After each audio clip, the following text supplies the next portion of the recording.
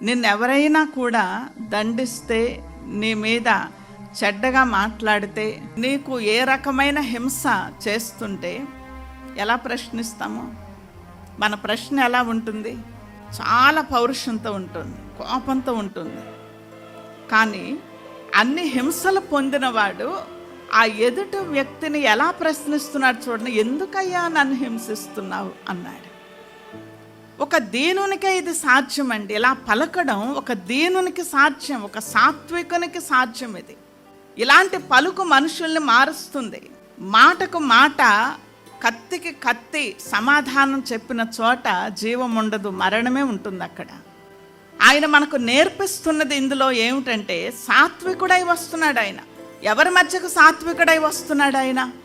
ఆయన చంపజూచే మనుషుల యొద్దకు, ఆయన విసిగించే మనుషుల యొద్దకు, ఆయనను హింసించే మనుషుల యొద్దకు, ఆయన నామం నామరూపాలు లేకుండా చేయాలనుకునే మనుషుల మధ్యకు ఆయన కడు దీనత్వంతో వస్తున్నాడు, కడు సాత్వికమైన మనస్సుతో వస్తున్నాడు. ఆయన మాటలు మృదువుగా ఉన్నాయి.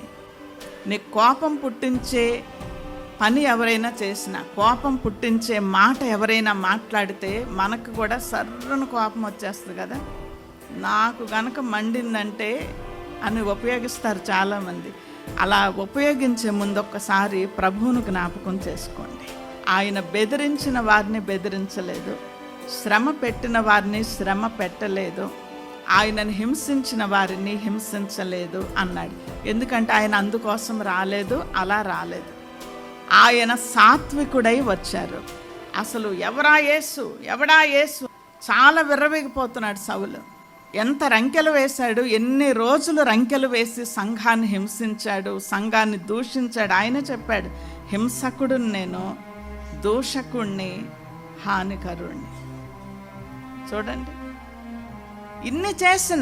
ఇన్ని చేసిన సంఘం కూడా ఆ రోజు ఎందుకు మాట్లాడలేదంటే, నా రాజు సాత్వికుడు కనుక నేను సాత్వికుణ్ణి అని సంఘం నిరూపించింది. ఆయన దీనుడై వచ్చాడు కాబట్టి దీనత్వం అనే వస్త్రము సంఘము ధరించుకొనుంది ఆ రోజున కూడా. అందుకే అలాంటి వ్యక్తిని ఒక్క దీనమైన మాట చేత అతని హృదయం అంతా మారిపోలేదండి. కోపానికి ప్రతి కోపం ఎవరు మారరండి. సమస్య తీరదండి. నువ్వు నొచ్చుకున్నావు, నువ్వు బాధపడ్డావు, తిరిగి కోపం ప్రదర్శించడం కాదక్కడ. ప్రభు నేర్పించిన సంగతి, నువ్వు దీనత్వంతో నోరు తెరవాలి, నువ్వు దీనుడిగా కనపడాలి అక్కడ.